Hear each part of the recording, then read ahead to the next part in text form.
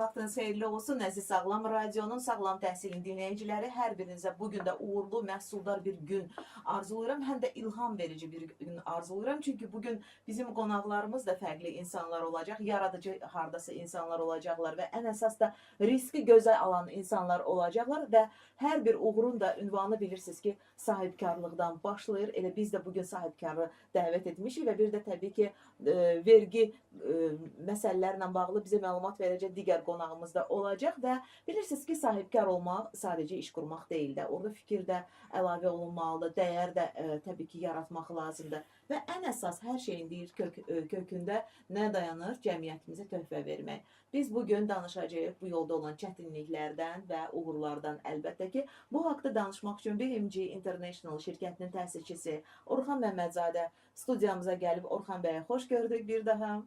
Salam, hər vaxtınız xeyir. Hər vaxtınız xeyir olsun. Necəsiniz? Yaxşı, əla, gümrah. Aha, lap yaxşı. Orxan bəy artıq ikinci dəfədir bizim proqramımızda çıxış Bəli. edirsiniz. Aha, təəssüratlarınız necədir sağlam təhsillə bağlı? Veriliş olaraq çox yaxşı. Peşəkarlığımıza da ayrıca olaraq sizə təşəkkür düşür. Təşəkkür edirəm və ən əsas biz burada daha çox təhsil sahəsində olanları görürük və təbii ki, hər bir deyir işin arxasında da müəyyən bir zəhmət dayanır və təhsil dayanır. Biz indi sizdən bu veriliş müddətində də təbii ki, necə gəlmişsiniz sahibkarlığa və yaxud da ki, digər bizim indi qonağımız Anar bəydir. İstəyirəm ki, Anar bəyi də salamlayım və təqdim edeyim onu sizə. Deməli, Biskon Audit kimi Anar bəy çalışır. Anar Bayramov, siz də xoş gördük. Xoş gününüzə gələk. Hər Necəsiz? vaxtınız xeyir olsun. Şükür, yaxşı olasınız. Siz necəsiz? Təşəkkür edirəm. Bizim proqramımızda ilk dəfə olsaz da, amma radiolarda, televiziyalarda tez-tez sizin səsinizi Bəli, eşidirik, bəli. görürük. sağ olun. Mən təbii ki, ənənəvi suallarımıza keçid alacağım. Sizi yaxından bir daha istəyirəm ki, tanıyım. İndi nə qədər olsa da dinləyicilərimiz ilk dəfə sizi eşidə bilərlər. Kimdir Anar bəy, kimdir Orxan bəy? Anar bəy, sizdən başlayaq. Mən Anar Bayramov, Biskon Audit şirkətinin təsisçisi, direktoruyam, direktor auditoriyam. Auditorlar Palatasının üzvüyəm. 20 ildən artıqdır bu sahədə fəaliyyət göstərirəm. Hətta biraz pafoslu çıxış etsək, arada belə səsləndirəm ki, mən bu sahə ilə məşğul olanda, xüsusilə də məni vergi eksperti kimi daha çox önə çəkirlər, tanıyırlar. Hələ vergi məcəlləsi qəbul olunmamışdı, yəni 2000-ci ildən. Mən vergi məcəlləsinin ilk gündən, çıxdığı gündən onunla bərabər bu sahədə irəliləyirəm. Daha maliyyə mühasibatlıq sahəsində xidmət göstərirəm, amma özəlliklə vergi mütəxəssisi kimi, vergi ekspert kimi daha çox tanınıram. Aha, yəni artıq üst-üstə gələndə neçə il edir? 24 il. 24 il. Az rəqəm deyil. Deyim həqiqətən. Və hər dəfə də bir dəyişikliklər olur qanunvericilikdə və onları da izləmək, təqib eləmək, təbii ki, bu da sizin üzərinizdə. Çünki ekspert kimi sizdən dəfələrlə istifadə edirlər. Bəli, yəni bu labüddür hər il. Çünki iqtisadiyyat dəyişir, iqtisadiyyatı, biznesin formaları dəyişir. Bildiyimiz kimi uzun müddət Sovet iqtisadiyyatından yeni bazar iqtisadiyyatına keçid etdik. Bazar iqtisadiyyatının şərtləri, qaydaları, qanunları fərqlidir. Bu səbəbdən təbii ki, yeni tələbatlar yaranır və vergi məcəlləsi və digər qanunvericilik aktları kimi daha çox da vergi məcəlləsi, vergi qanunvericiliyi dəyişir, dəyişməlidir və həmişə də dəyişəcəkdir. Orxan bəy, siz necə düşünürsünüz? Orxan bəy kimdir? Orxan Məmmədzadə kimdir və sizin fəaliyyətiniz neçə ilə söykənir? Şəxsi peşəkar təcrübəm 2005-ci ildən başlayır, yəni 20 ilə əhatə edir, amma hal-hazırda sahib olduğum və işləri idarə etdiyim şirkət BMG International 12 ildir fəaliyyət göstərir. Business Management Group olaraq açıqlanır. Şirkətin əsas 3 istiqamət fəaliyyəti var. Biri təlim və təhsil, ikincisi maliyyə konsaltinqi və tək maliyyə konsaltinqi deyil, marketing konsaltinq göstərdiyimiz xidmətdə müştərilərimiz də var artıq. Və üçüncü istiqamət, yəni bu üç istiqaməti birində birləşdirən başqa bir Azərbaycan bazarında rəqibimiz olmadığına görə bunu ayrıca olaraq vurğulaya bilərəm ki, biz Business Management adı altında main contract olaraq istənilən layihəni götürüb sıfırdan icra olması və hətta müəyyən mənada payların alınması niyyəti ilə biznesi idarə edirik. Yəni tam olaraq öz biznesimiz kimi yanaşaraq, təbii olaraq dividend almaq qismində bu kimi xidməti biz Azərbaycanda göstərən yeganə şirkətik. Və vergi risklərindən bağlı istəyirəm ki, sizə sual verim, Anar müəllim. Çünki vergi risklərinin qorunması ilə, vergi ödəmələrinin optimallaşdırılması ilə biznesin də təbii ki, inkişafı artır və istəyərdim ki, bu dəyərləndirməni bizə izah eləyəsiniz. Bir dəstək olaraq hansı qatqılarınız olub, onu əlavə edəsiniz. Bayaq da qeyd etdiyim kimi, yəni gənc ölkə sayılırıq. O artıq 35 illik bir iqtisadiyyatımızın bir tarixi var, yəni müstəqillik dövründə və keçid dövrünü yaşayırıq. Bu səbəbdən istər dövlət səviyyəsində olsun, istər də sahibkarlar səviyyəsində olsun, yəni onlarda da bir fikir dəyişikliyi olur, siyasət dəyişikliyi olur. Əgər biz 15 il bundan qabaqki sahibkarların düşüncəsi ilə bugünkü günü müqayisə eləsək, kəskin fərq var. Artıq sahibkarlar da biraz intizamlı davranmağa meyillidirlər. Əvvəllər ancaq pul qazanmaq, digər alternativ üsullarla pul qazanmağı düşünürlərsə, qeyri-qanuni dövriyyələrlə, indi artıq hamısı daha şəffaf şəkildə fəaliyyət göstərmək istiqamətində irəliləyirlər. Və burada vergi orqanlarında böyük rolu var. Onları təşviq edirlər və yaxud da həm sərt cəzalandırma, həmçinin də təşviq üsulu ilə. Və şəffaflaşdırılma istiqamətində ən vacib proseslərdən biri də vergi risklərinin optimallaşdırılması və minimallaşdırılmasıdır ki, yəni burada biznesin sağlam ayaqda qalması üçün mütləq o peşəkar vergi xidməti, maliyyə mühasibatlı xidməti almalıdır ki, vergi risklərini onlar minimallaşdırsınlar. Çünki yoxlamalar zamanı müəyyən olunur ki, sahibkar, vergi ödəyicisi həm yüksək vergi ödəyir, amma həm də gələcəkdə onu böyük risklər gözləyir. Çünki düzgün uçotu düzgün qurmur, düzgün qanunvericiliyin müsbət tərəflərindən düzgün istifadə etmir. Ona görə mütləqdir ki, şirkətlər heç olmasa ildə bir dəfə ya outsourcing, ya özlərinin peşəkar mütəxəssislər tərəfindən bir vergi qanunvericiliyini bir daha gözdən keçirsinlər və o vergi qanunvericiliyini istifadə etməklə vergi risklərini minimallaşdırsınlar, optimallaşdırsınlar. Nə qədər vergi xərcləri aşağı olarsa, yəni qanuni baxımdan və o qədər də yəni maliyyə vəsaitləri dayanıqlı olar. Yəni düşünürsünüz ki, bu vətəndaşın özü könüllü şəkildə bir istəyi olmalıdır. Yəni məcburi xarakter daşımamalıdır vergi ödəməsi. Yəni biraz istəyindən də ən vacib amil burada şirkət rəhbərinin peşəkar davranışıdır. Yəni bilirik ki, hal-hazırda ki, dünyanın hər yerində belə bir tendensiya var. Heç bir biznes savadı olmayan şəxslər də sonda bir biznesə sahib olurlar. Bu xüsusilə də məşğulluqdan formalaşır. Yəni əgər evində kiçik bir otaqda, atölyədə paltar tikirsə, sonra gələcəkdə böyük bir brend olur, geyim brendi olur. Amma o şirkət böyüyəndə də belə mütləq özü ancaq öz işinə fokuslanır, bildiyi, amma Orxan müəllim də qeyd etdiyi kimi, yəni orada Orxan müəllimə də böyük ehtiyac var. Kənardan mütləq biznes menecment almalıdır. O qərarları o şəxs verir. O məsləhət görür ki, mütləq bizdə vergi outsourcing keçirmək lazımdır. Yəni işin rəhbəri, faktiki rəhbəri bunu bilməyə bilər. Çünki o deyək ki, peşəkar dizaynerdir, peşəkar memardır, şirkətini o istiqamətdə qurub, amma vergi baxımından mütləq kənardan dəstək almalıdır. Peşəkar şəxsin mülahizəsi olmalıdır ki, burada vergi risklərimizi minimallaşdırmalıyıq, yoxsa gələcəkdə böyük sanksiyalar var. Bir halda ki, Orxan bəyin adını çəkdiniz, Orxan bəy necə fikirləşirsiniz bu barədə? Vergi düzgün hesablanıb ödənilməsi yanaşması ümumiyyətlə biznesin idarə etməsində çox mühüm rol kəsb edir. Niyə? Çünki Azərbaycan Respublikasının qanunvericiliyi ilə tamamlanmasaq, bütün dünya üzrə vergi yanaşması məsələsi var və vergi cəriməsi təmin olunduğu təqdirdə, əgər hər hansı bir gedişatın yekununda cərimə olunduğunsa, demək olar fəaliyyətin iflic olur və biznesin dayanır. Yəni biz bunun şahidi olaraq illərdir konsalting, audit sahəsində fəaliyyət göstərdiyimizə görə biznesin idarə etməsində nə qədər ziyan gətirir ardıcı onun şahidi olmuşuq.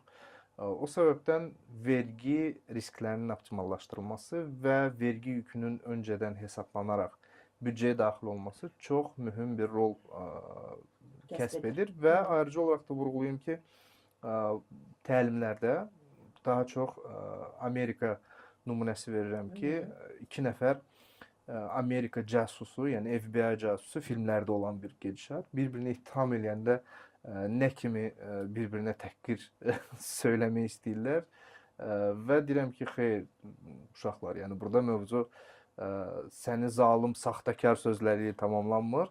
İttiham ondan ibarətdir ki, sən vergi ödəyicilərinin etimadını doğrultmadın. Yəni Amerika kimi iqtisadiyyatı zəngin olan ölkədə insan öldürməkdən sonra ikinci cinayət vergidən yayınmaqdır.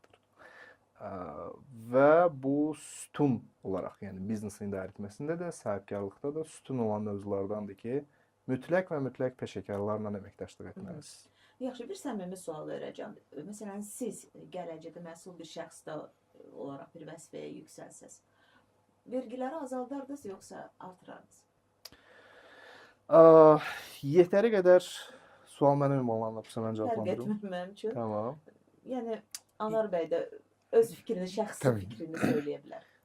Yetəri qədər fərqli və maraqlı nəticə etibarilə özəl sektorun inkişafına dair vergi qanunvericiliyində dəyişikliklər təmin olunub. Anar bəy bu barədə daha yaxşı fikrini bildirmiş olar.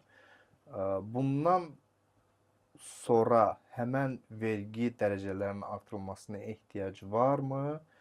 İqtisadiyyatın göstəricisine görə, yəni öz meyarlarının ölçülərinə görə düşünürəm ki, hələlik bizim iqtisadiyyatımız vergilərin artırılmasına tab gətirə bilməz.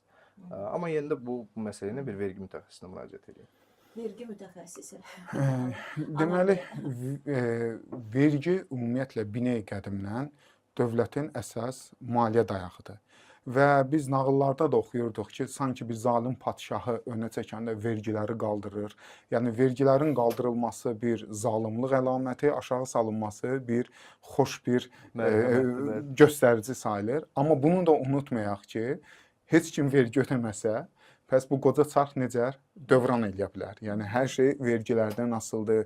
Xüsusilə dövlətdən bəli, yəni dövlətdən maliyyələşən bu büdcə təşkilatları və həm bizdə üstünlüyümüz var ki, neftdən gələn gəlir. Düşünək ki, neftimiz yoxdur. Düşünək ki, yoxdur ki, ölkə iqtisadi əsas prioritet də ondan ibarətdir qeyri-neft sektorunun inkişafı və neftdən asılılığın minimallaşdırılması. O yüzdən bu biraz absurd səslənərdi və biraz pafoslu səslənər ki, vergilər olmasın, az olsun. Onda yolu kim çəkəcək və yaxud da səhiyyəmiz, təhsilimiz, ordumuz, ordunun da inkişafı göz öndədir. Burada qalır nədir? Vergilər olsun, amma hədəfli, sahəvi, hansı sahələrdə güzəştlər tətbiq olunmalıdır, hansı sahələrdə güzəşt tətbiq olunmamalıdır. Məsələn, dünyanın hər yerində tendensiya aksiz vergilər hər ildən ilə qaldırılmalıdır. Aksiz vergilər nələr şamil edir? Xüsusilə də spirtli içkilərə, alkoqollu içkilərə, siqaret, tütün və digər yəni xüsusilə bu ikisi qabardılır, çünki zərərli olduğu üçün. Amma yanında nə bilim brilliant, almaz, bunlara da aidiyyət var. Yəni bu dünyanın hər yerində qaldırır. Yəni aksiz vergisi. Güzəştlər də təbii ki tətbiq olunmalı. Amma güzəşt tətbiq olunanda bu körtəbii şəkildə və yaxud da kiminsə xoşuna gələcək bir səviyyədədir. Həmin biznes sahəsi analiz olunur. Əgər güzəşt tətbiq olunarsa, hədəf nədir? Bir iqtisadiyyatda bir ifadə var. İqtisadçının adı yadımdan çıxıb. Nə əyrisidir? Vergi dərəcələrinin aşağı salınması ilə vergi daxil olmalarının qaldırılması. Yəni hər hansı bir sahəyə əgər bu günləri yüksək vergi dərəcəsi tətbiq edirsənsə, ola bilər oradan daxil olma azdır.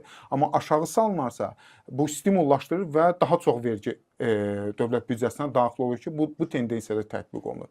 Yəni vergi güzəştləri xüsusilə verilir kənd təsərrüfatı sahəsinə, startap layihə ki, vergi məcəlləsində onlar hamısı nəzərdir. Yəni ehtiyacı olan inkişafı hansı ki dövlətin əsas siyasətidir ki, həmin sahəni inkişaf etdirsin.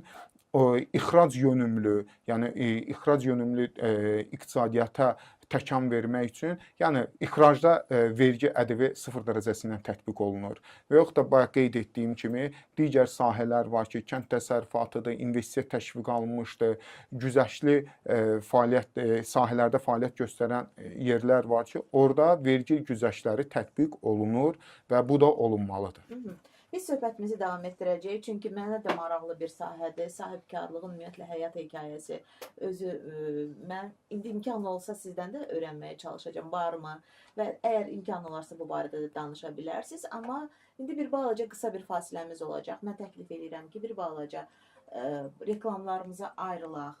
Çox qısa bir müddətdən sonra qayıdacaq studiyamıza. Mən xatırladım ki, bu aralar çox gərgin işləyir World Karyera Peşə Mərkəzi. Çünki 12 oktyabra çox az bir vaxt qaldı. Bu həftənin sonu Təhsildə Sən forumu keçiriləcək. Artıq 5-ci dəfədir, bəli, keçiriləcək və bilmirəm, Orxan bəy iştirak etmişdiniz? İkincisində iştirak etmişdim speaker kimi. Və hər dəfə yenilənir, yeni speakerlər də çıxış edirlər və yeni layihələrə imza atılır. Mən istəyərdim ki, bu barədə də bizim dinləyicilərimizin də məlumatı olsun. Ölkənin ən geniş formatlı bir təhsil forumundan söhbət edirik. Təhsildə Sən 5 forumu haqqında danışmaq istəyirəm. Məhz bu forumda müəllimlər, pedaqoqlar, psixoloqlar, təhsil menecerləri iştirak edəcəklər. Sonunda siz sertifikatla təmin olunacaqsınız, amma biletləri təbii ki, əldə etmək üçün WhatsApp nömrəsinə yazmalısınız. Çox az bir vaxt qalıb, yerlər məhduddur. 055 674 72 30.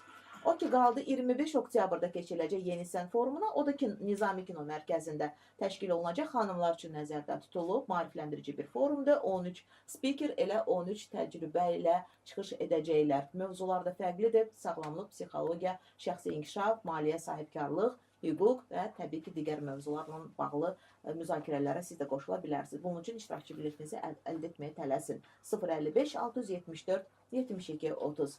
Təklif edirəm ki, dinləyicilərimizə 055 93 490 93 WhatsApp nömrəmizə yaza bilərsiniz suallarınızı sahibkarlıqla bağlı. Ola bilər, bəlkə də bu veriliş ilə sizin haradasa sahibkarlıq hekayənizin bir ilk addımı olacaq, kim bilir. Yəni bəlkə bizim danışdıqlarımızdan sonra siz də bir baş vura bilərsiniz bu sahəyə, onun çətinliklərindən biraz qarşılaşa bilərsiniz. Çünki hər bir işdə bilin ki, heç nə asan deyil və çətinliklər sizi gözləyə bilər. Amma ən əsas odur ki, bu çətinliklərə siz, necə deyərlər, cəsarətlə tab gətirəsiniz. Bugün iki qonaq dəvət etmişik studiyamıza. Sağlam təhsildə Viskon Audit Anar Bayramov və BMG International şirkətinin təsisçisi, rəhbəri Orxan Məmmədzadədir və suallarımız əlbəttə ki olacaq qonaqlarımıza, amma yenə də ənənəvi öz suallarımı vermək istəyirəm. Sahibkar doğulur, yoxsa sonra yetişdirilir?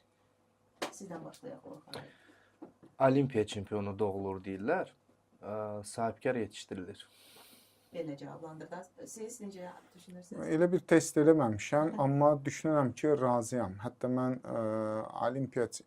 düşünürəm ki, hər kəs yetişdirilir. Yəni düşdüyü mühit onu yetişdirir. İstər xarakter olaraq, istərsə hər hansı peşə olaraq onu mühit yetişdirir və yaxud da ki, var təbii mühit, və yaxud da süni şəkildə məsələn hansısa bir təlimlərə, kurslara məşq etməklə. Yaxşı, qayıdaq. Məsələn, Anar bəy, siz qayıda bilərsiniz 24 il əvvələ, siz qayıda bilərsiniz hardasa bir 20 il əvvələ və səmimi əgər ortam varsa burada, onu da cavablandıra bilərik. Biz danışırıq sahibkarın uğurlarından, düzdür? İlk olaraq siz necə düşünürsünüz? İdeya əsas olmalıdır, kapital olmalıdır həmin şəxsin, yoxsa ki, bayaq söylədimi, bu cəsarət məsələsi olmalıdır? İdeya varsa cəsarət də var. Yıxılmasan, qalxmazsan. Təbii ki, kapitalda heç olmasa biraz da olsa. Yəni Azərbaycan ümumi biznes ənənəsinə zidd olsa da belə, yetəri qədər dövriyyəli bir biznesi sıfır kapitalla qurmağı bacarmır. Yəni həmişə də kapitala dirənmir hər şey. Siz necə düşünürsünüz? Mən məsələləri biraz praktiki yanaşıram. Yəni hər hansı bir qayda qoymaq istəmirəm. Hər şey önəmlidir. Hətta region önəmlidir. Xalqın adət-ənənəsi önəmlidir. Hər şey önəmlidir. Ola bilər ki, eyni adam hər hansı bir planı və yaxud da eyni kapital, eyni şərtlərlə bir şərt dəyişiklik, məsələn, eyni əməli Amerikada tətbiq etmək var və ya da Keniyada tətbiq etmək var. İdeya var, falan filan, hər şey var, kapital var, hər şey var.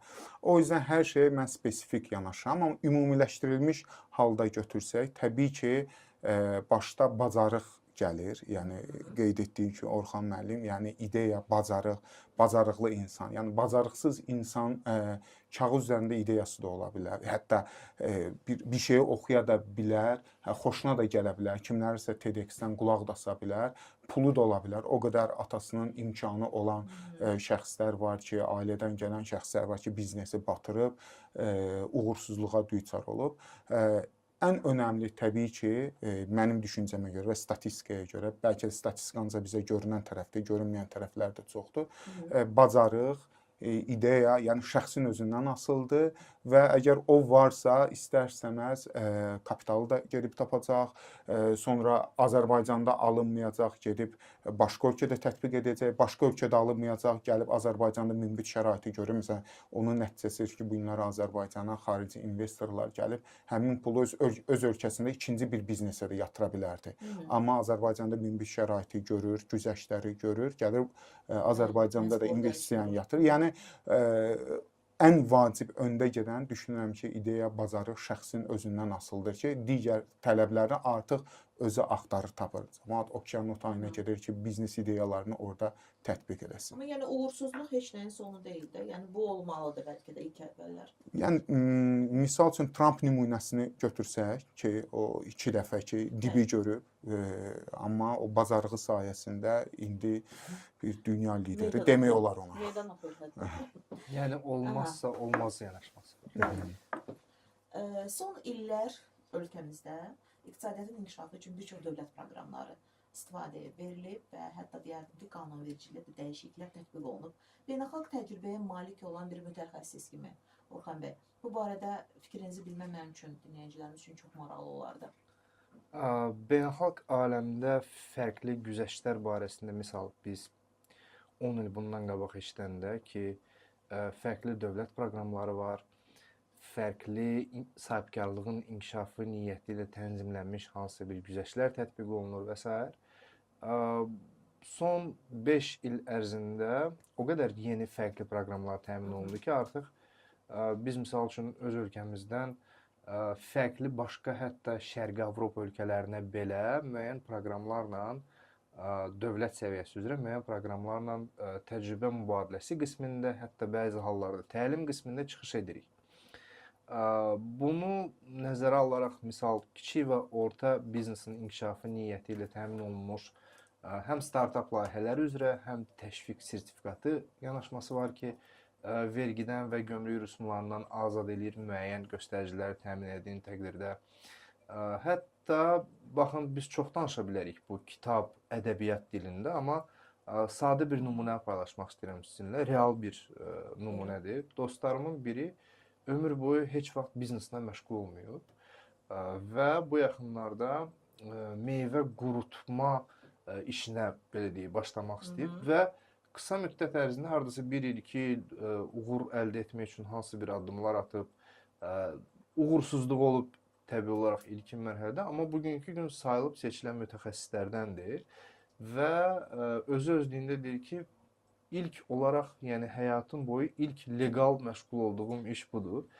İndiyənə qədər heç bir şəkildə heç vaxt legal bir iş görməmişəm, legal qazanc əldə etməmişəm. Sahibkardır. Sahibkar olaraq da artıq belə deyək də, həmən o sahəsi üzrə gəlir, özü mənə deyir ki, bax dövlətin filan proqramları var. Avadanlığı alırsan, yarısını dövlət ödəyir, deyir. Ondan mütləq yararlanmaq lazımdır. Yəni bu nəyin göstəricisidir? Bayaq vurğuladığı sahibkarlıq, hər kəs ola bilərmi sahibkar? Şərait yaradıldığı təqdirdə sahibkarlar yetişir. Bəli.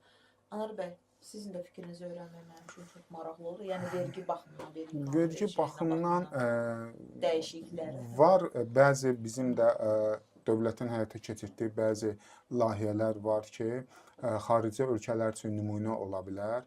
Mən də bu xarici ölkələrdə olan iş adamları ilə və yaxud da öz sahəmin ekspertləri ilə bir görüşlər olanda, fikir mübadiləsi aparanda, müzakirə edəndə həqiqətən bizim də üstünlüklərimiz var. Məsələn, bizdə bir günə şirkət qeydiyyatı üçün müraciət var və 5 iş günü ərzində qeyd olunur ki, maksimum şirkət qeydiyyatdan keçir, amma ən uzağı 3 günə artıq şirkət qeydiyyatdan keçir. Amma təsəvvür edin ki, inkişaf etmiş ölkələr, Avropa ölkələrində belə bir 20 gün, 25 gün, hətta birində bir aya qədər gətirib çıxartdı şirkət qeydiyyatdan keçirmək. Yəni bəzi layihələrimizi nəinki mübadilə, hətta ixrac edirik. Yəni onlara örnək oluruq. Bu həm vergi sahəsində, həm də məsələn hamı bilir ki, asan xidmət kimi bir layihə Azərbaycanın brendidir, vizit kartıdır və bir çox ölkələr, hətta prezidentlər səviyyəsində onun bütün işləmə mexanizmini bizdən öyrənirlər, bizdən komanda ehzam olunur, xarici ölkələrdə o sistem qurulur.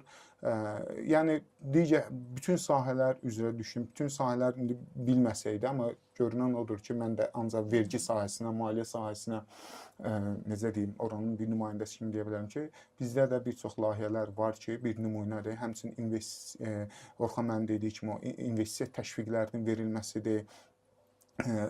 Startaplara güzəştlərin verilməsi bir çox ölkələrdə var, amma investisiya təşviqlərinin verilməsi o da bəzi ölkələrdə var, amma bizdə sənədlərin verilməsi sanki dövlətin özü bir xidmət göstərir. Yəni özü heç onun vəzifə borcu olmasa da belə oranın əməkdaşının biz çox hallarda rastlaşırıq ki, sanki bir xidmət bizə göstərir ki, bizimlə sənəd hazırlanmasında dəstək olur, kömək olur. Yəni bürokratik əngəllər törətmir maksimum dərəcədə. Bəzi texniki problemləri özləri həll edirlər ki, tək o sənədi verilsin, güzəşt sənədi verilsin, investisiya təşviqi sənədi verilsin. Və çox qısa bir müddətdə bunlar. Bəli.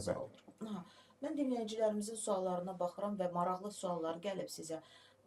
Soruşur, ola bilər ki, bəlkə dinləyicimiz yeni başlamaq istəyir. Soruşur ki, gənc sahibkarların ilk vaxtlar ən çox buraxdığı səhvlər nə olur? Yəni təcrübə nə deyir sizə? Kiçik bir, yəni son günlərdə olan bir necə deyirlər, istisna olan olaydan bir paylaşım edeyim sizinlə. Dostum zəng edib, oğlum UK-də oxuyur, İngiltərədə. Bir startup layihəsi var. Bunu sən zəhmət olmasa yönləndir, məsləhət gör və s. Uzun-uzadı telefonla danışığımız oldu, amma əksər hallarda startup olaraq başlamaq istəyən sahibkarların səhvini ona izah elədim. Təbii olaraq dedim ki, mən danışmağa başlamamışdan öncə mənim danışığım səni demotivasiya etməsin, çünki bayaq da Anar bəy vurğuladığı kimi mütləq enməlisən ki, yenidən qalxasan, başqa variantın yoxdur. Amma əksər hallarda sahibkarlar biznesin daha çox necə inkişaf edəcəyəm üzərindən planını qurur. Amma biznesin sütunu olaraq gəlirim hansı şəkildə gələcək, nə vaxt gələcək, gəldiyi təqdirdə məsrəflərimi qarşılaya biləcəyəmmi suallar üzərindən başlamır deyə. Yəni, dolayısıyla demiş olsaq, normal şəkildə biznes plan hazırlanmır deyə ilkin mərhələdən uğursuz olurlar.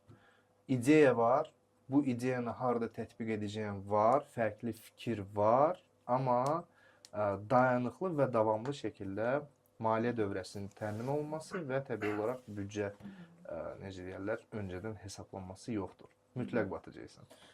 İndi Orxan bəy, siz övladınıza hardasa bu istiqamətdə kömək edirsiniz, yəni dəstək olursunuz, izah edirsiniz. Sizin özünüzə kim dəstək olmuşdu? Məsələn, bütün bunları izah eləmişdi. Yoxsa təbii ki, təlimlər əsasında və s. belə. Yəni, bugünün özündə də dayanmadan təhsilim üzərində çalışıram. Düşünürəm ki, nə qədər zehniyyətim icazə verəcək buna. Dayanmadan təhsilim üzərində işləyəcəyəm. Cambridge-də attestasiya artımından keçmişəm. 2 bakalavrım var. Fərqli beynəlxalq forumlarda, konfranslarda mütəxəssis olaraq dəvət edirlər. Orada iştirak edirik. Azərbaycanda sayılıb seçilən mütəxəssislərdən hesab olunuruq. Biraz təvazökarlığına kənar olmuş olsa da belə. Bu bizim gördüyümüz indiyənə qədər işlərdir və ortaya qoyduğumuz nəticələrdir. Bunların hamısını necə əldə etmişəm? Həm işləmişəm, həm oxumuşam, həm sahibkar olmuşam. Yəni, Belə bir stereotip var idi. Ya hardasa işləməlisən, ya sahibkarlıqla məşğul olmalısan.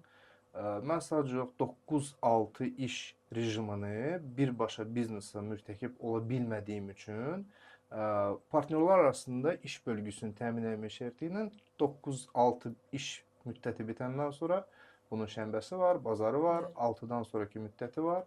Birbaşa biznesi nəzarət etmək və fərqli sahələrdə necə deyirlər, öz təcrübəmi qazanmaqla əldə eləmişəm. Təbii olaraq da bunun böyründə təhsil olub.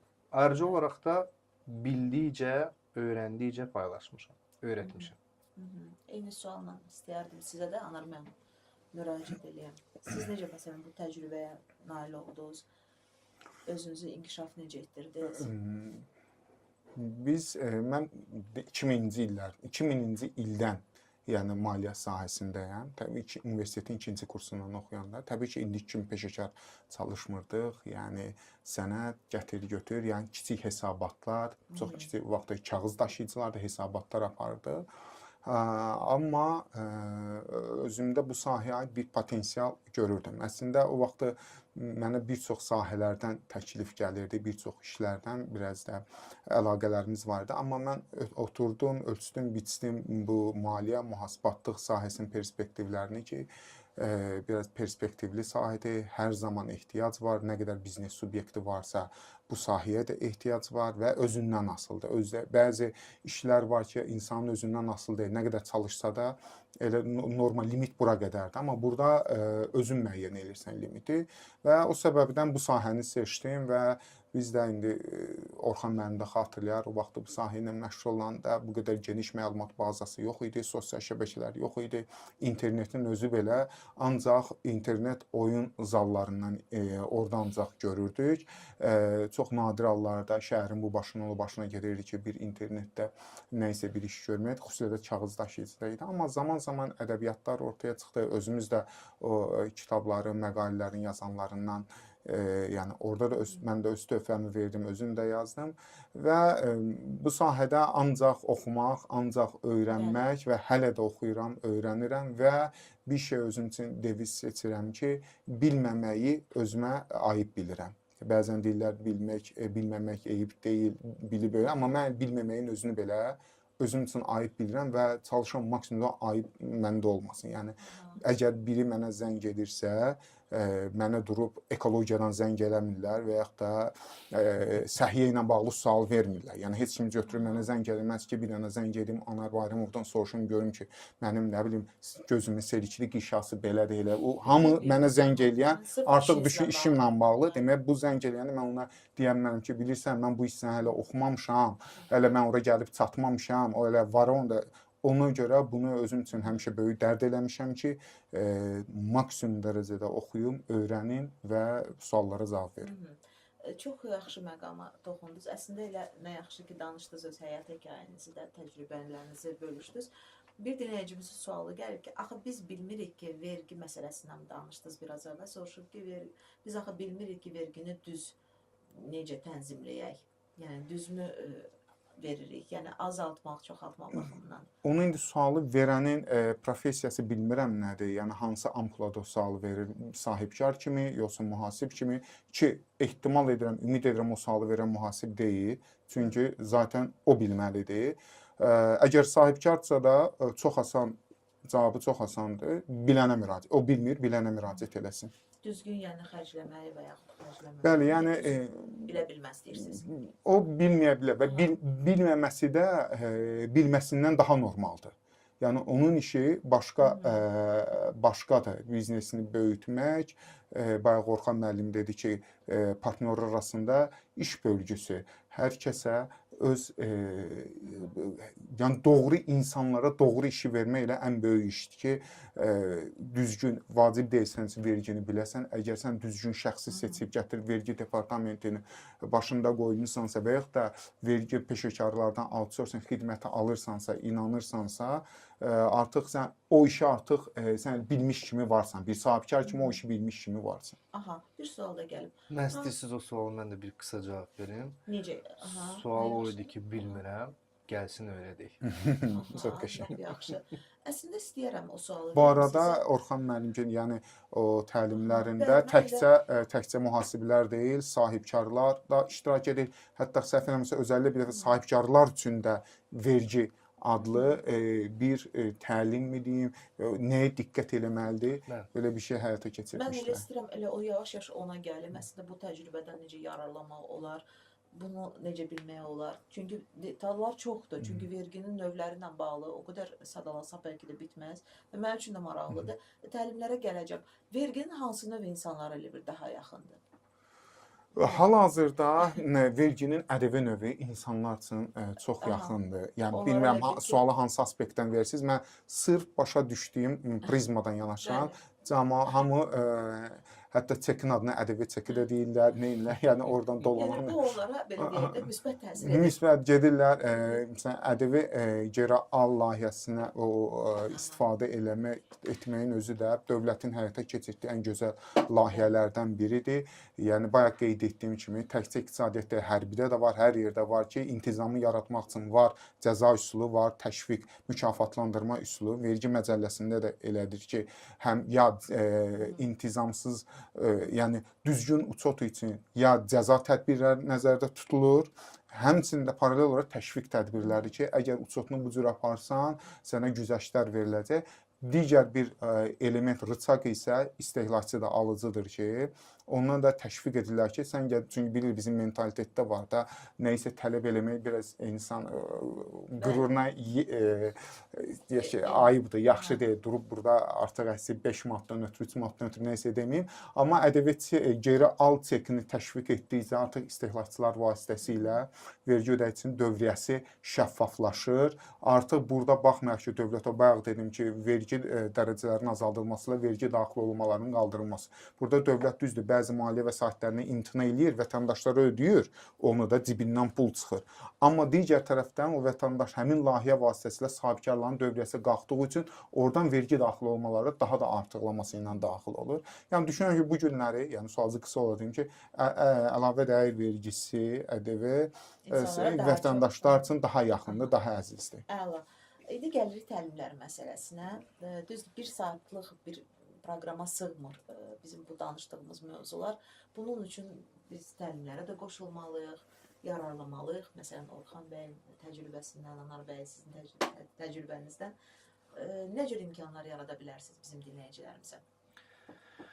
Ayrıca olaraq sizin dinləyicilərə hansı imkan yaratmaq barəsində sual vermiş olsaz, nə bilim, istəsəz bir promo kod falan da tərtib eləyə bilərik. Əgər sizin vasitənizlə bizə müraciət edən dinləyicilər arasında təlimlərimizə qatılmaq istəyən olsa, endirim falan da tətbiq eləyə bilərik. Halbuki o məsələyə görə məsul və cavabdeh mən deyiləm. Marketinq şöbəmiz var. Onlar Amma ən azından bunu təklif edirsinizsə, təşəkkür edirəm. Təklif edirəm də, amma yəni sonra gərək bir marketinqdən ayrıca olaraq danışasınız. Amma təklif etdiyimiz ümumi olaraq nədir? Təlim sahəsi. Nəyə görə bizə lazımdır? Təlim sahəsi üzrə biz ayrıca olaraq bir platforma yaratmışam özüm. Adı Sadədir. Yəni dillərə rahat yatsın deyə hazır mühasib qoymuşuq. Amma bu platformanın gedişatı tam olaraq mənə məxsusdur və dövlət tərəfindən qorunur. Əqli mülkiyyət olaraq. Bu kiçik bir MBA mövzusudur. Yəni biznesin idarə etməsi. Maliyyə yönümlü biznesin idarə etməsi və nəticələr göz qabağındadır ki, bugünkü gün ətrafımızda olan sahibkarlara biz tam pulsuz, keyfiyyətli kadr təmin edirik. Və ətrafımızdakı sahibkarlar həqiqətən də bizim verdiyimiz kadrlardan razıdırlar ki, yenə də kadra ehtiyacı olduğu təqdirdə yenə də müraciət edirlər. Yetişdirdiyimiz kadrlar heç bu sahəyə aid olmayan insanlar da olur. Bu sualı da verəcəkdim. Və sual verə bilərsiniz ki, necə ola bilər də? Yəni bu sahədə nə təhsili, nə təcrübəsi olmayan insana mütəxəssisə çevirirsiniz, həm də ən qısa müddət ərzində. Bunun təbii olaraq özünə məxsus bir sirləri var. 17 alət istifadə olunur bir təlimin təşkil olunmasında. 3 ay yarımlıq bir təlimdir və 3 ay yarım ərzində biz marketinq, satış, HR, hüquq, əmək haqqı hesablanması, mali uçotu, vergi uçotu, istehsal, idarəetmə uçotu, BİRES, yəni yazılıb istifadə olunması olaraq işlətməsi və sair bu kimi gündəmdə olan və bir peşəkardan tələb olunan bütün sahələr üzrə müəyyən bilikləri təmin edirik ki, bizim təlimlərimizi bitirən adamlar artıq müvəffəqdirlər. Biz onlarla təlimdən sonra da belə community icma qismində yenə də birləşirik. Hətta 1-2 gün bundan öncə bir şəhərdən kənara çıxmağımız da var idi. Bir Şamaxıya getmişdik, orada yığışmışdıq, toplanmışdıq. HM deyirik, hazır müasir. HM 1-dən ta 18-ə qədər qatılanlar var idi. Fərqli adamlar, fərqli insanlar, amma hamını birləşdirən bir HM məktəbi var. Və biz bu sahədə, bu işdə müvəffəqik. 2 dənə göstərici istəyirəm sadəcə iştirakçıda olsun. Hansı göstəricilər? Birincisi analitik düşüncə tərzi, hansı səviyyədə? Misal, gələn həftənin 3-cü günü ayın neçəsidir deyə. Kalendara baxmadan hesablamağı bacarsın və təlimlərdə iştirak. Qalanı bizlikdir. Mütəxəssis yetişdirik. Bəli. Yəni heç nə tələb olunmur demək olar. Analitik düşüncə tərzi və iştirak, yəni davamlı şəkildə iştirak. Hətta Anar bəy də bir onu deyəcəydim. Hətta mən də faydalanıram. Yəni xahiş edirəm arada yetişdirdikləri mütəxəssislərdən bizlərə çalışırlar, müraciət edirik, bizə də gəlirlər. Çox da razıyıq.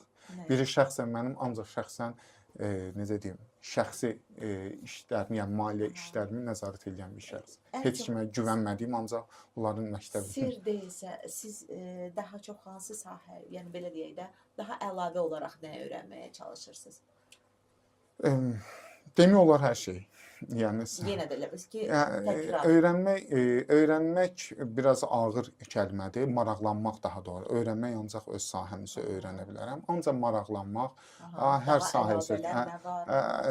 Aidiyyatı üzrə, peşəmlə aidiyyatı üzrə öyrənirəm. Bu əlaqəli qanunvericilik aktları olsun, hüquq olsun, digər qanunvericilik aktları olsun, beynəlxalq təcrübə olsun. Amma maraqlanmaq isə işdən məsələn, sırf Anar bəy, Orxan bəyin təlimlərindən onu vurğulamaq istədim. Yəni dediniz ki, bərabər şəkildə bizim kadr vermişik. Kadr almışam. Kadr Orxan bəy yanında çalışılır. Orxan mənim yetişdirdikləri kadrlardan bizdə çalışırlar. Yəni belə başa düşdüm, bu təlimlərin sonunda siz müəyyən bir sertifikat təqdim edirsiniz və işlə təmin edirsiniz. Nə gözəl. Bu fürsət. Çox böyük əmək bazarında bərabər çalışmırıq. Bütün layihə Orxan müəllimində. Yeni əməkdaşlıq Bəli. Bizə işçi ehtiyacı olanda, yeni əməkdaşın ehtiyacı olanda yetişdirdikləri kadrlardan istifadə edirik. Aha, bax belə. Biz söhbətimizi davam etdirəcəyik. Çox qısa bir yenə də reklam arasına bağlanmalıyıq. Mən dinləyicilərimizə xatırladım. Bugün sağlam təhsildə BISCON Audit Anar Bayramovdur və bir də BMG International şirkətinin təsisçisi direktoru Orxan Məmmədzadədir. Suallarınızı gözləyirik. Hələ bir neçə dəqiqəlik vaxtımız da var. 055 93 490 93 yazın, göndərin. Maraqlı qonaqlarla sizi tanış etdik, sahibkarlıqdan danışdıq, vergi qanunvericiliyi olan dəyişikliklərdən danışdıq və istəyirəm ki, elə son suallarımı da ünvanlayım qonaqlarımıza. Hamımız bilirik ki, güclü dövlət, güclü iqtisadiyyata sahib olan bir dövlətdir. Ona görə də mənə maraqlıdır sizin bu istiqamətdə addımlarınız, fəaliyyətiniz. Sonunda bunu dinləyicilərimizlə bölüşə bilərsiniz. Buyurun. Mənim əlimdən gələn odur ki, öz peşəmi və çalışdığım sahə üzrə vicdanla, layiqincə həyata keçirim, yerinə yetirim. Maksimum dərəcədə çalışıram ki, vergi qanunvericiliyi barədə təbliğat işlərimizi genişləndirək, sahibkarlarda, vergi ödəyicilərində vergi qanunvericiliyinə riayət etməyi onlara aşılamaq, düzgün uçota, şəffaf uçota dəvət etmək, ancaq bu yöndə dəstək verə bilərəm, əlimdən gələn budur. Və yaxud da vergi qanunvericiliyinin qəbul olunması istiqamətində bir ictimai iştirakçılıq üzrə bir ekspert kimi öz təkliflərimizi veririk, ora dəvət olunuruq. Dövlət Vergi Xidməti tərəfindən dəvət edirlər. Mənim kimi digər mütəxəssislərin də öz sahəsinin peşəkarlarının fikirlərini alırlar. İctimaiyyətdən layihələr, təkliflər veririk və onları dəyərləndirirlər, müzakirə edirik. Yəni bu istiqamətdə öz işlərimizi davam etdiririk. Yəni sahibkarlara da fikir çatdırırıq ki, bu günləri əgər düşünürsənsə ki, sən vergidən yayınmaqla hər hansı bir alternativ neqativ metodlarla vergidən yayınırsansa, bu günləri hər hansı bir vəsaiti əlində saxlayırsansa, bu gün həm dövlətə, dövlət siyasətinə, dövlət büdcəsinə ziddir, həm də yoxlama gəldikdə həmin vəsaitin artıq-artıqla səndən çıxır, maliyyə sanksiyaları tətbiq olunur, biznesin bağlanmağına gətirib çıxardır, neçə nəfər işçinin hansı ki, ümidlərlə sizin şirkətdə çalışırlar, sizinlə uzun müddətli bir iş, karyera düşünürdülər, amma yaratmaz sahibkarın və yaxud da aidiyyəti olan şəxsin, orada vergiyə aidiyyəti olan şəxsin mühasibatda şöbəsinin yaratmaz siyasətinin nəticəsində şirkət də bağlanır, dövlətə də zərər olur, sahibkara da zərər olur, işçilər də işsiz qalır. O yüzdən çalışıb bu günləri səndən gedən vəsait, vergilərin düzgün vaxtında hesablanıb dövlət büdcəsinə ödənilməsi, görüntü olaraq elə görünə bilər ki, səndən artıq vəsait getdi, amma bu sənin gələcəyinin təminatıdır, şirkətinin təminatıdır, sağlam ayaq üstə qalmağın təminatıdır. Yəni ancaq bu istiqamətdə fikirlərimizi bölüşürük. Təşəkkür edirik Anar bəy. Siz Orxan müəllim. Dediyim kimi təcrübə toplamışıq, toplamaqda davam edirik, təcrübəni paylaşırıq, kadrlar yetişdiririk, dövlət və özəl universitetlərdə, yəni 10 ildən artıqdır, yəni gedirik, tələbələrlə görüşürük, motivasiya veririk, bilik paylaşırıq, simpoziumlar, konfranslar və s. və axır və ayrıca olaraq da bugünkü gün yəni şirkətimizin istiqaməti olaraq təlim istiqamətini gücləndirmək sırf bu məqsədi daşıyır ki, və bu öz nəticəsini verir artıq. Yetərə qədər peşəkar, kvalifikasiyalı, bacarıqlı və diqqət yetirin vicdanlı kadrlar yetişdiririk. Bax belə. Təşəkkür edirəm, minnətdaram gəldiyinizə görə. Çox maraqlı bir söhbət oldu. Həqiqətən bu mövzu ətrafında dəfələrlə bayaq da söylədim. 1 saat yox, 2 saat hətta belə danışmaq bəzən lazım gəlir. Ona görə mən belə başa düşdüm ki, inşallah bir dəfə yenə də sizi dəvət edərik. Elə bərabər şəkildə biz başqa cür sahibkarlıq mövzusuna da başqa bir tərəfdən yanaşarıq, vergi məsələlərinə də toxunaraq. Qadınların inkişafına və maarifləndirməsində Dəstək İctimai Birliyi bizim sağlam təhsilin tərəfdaşlarıdır və istəyərəm ki, bu barədə məlumat verim. 2016-cı ildən fəaliyyətdədir, möhkəm struktur olan bir təşkilatdır. Birliyin əsas məqsədi qadınların hüquq və maarifləndirməsinə kömək etməkdir. Təşkilatın sloqanı qadınlardan qadınlara adlanır. Founder kluba təşəkkürümü bildirirəm. Sahibkarların və peşəkarların bir araya gəldiyi, biznes əlaqələrinin qurulduğu və inkişaf etdirildiyi networking platformasıdır ki, burada da üzvlər səmimi mühitdə tanış olur, bizim elə proqramımız kimi və təcrübə paylaşılır, yeni əməkdaşlıq imkanlarına da imza atılır.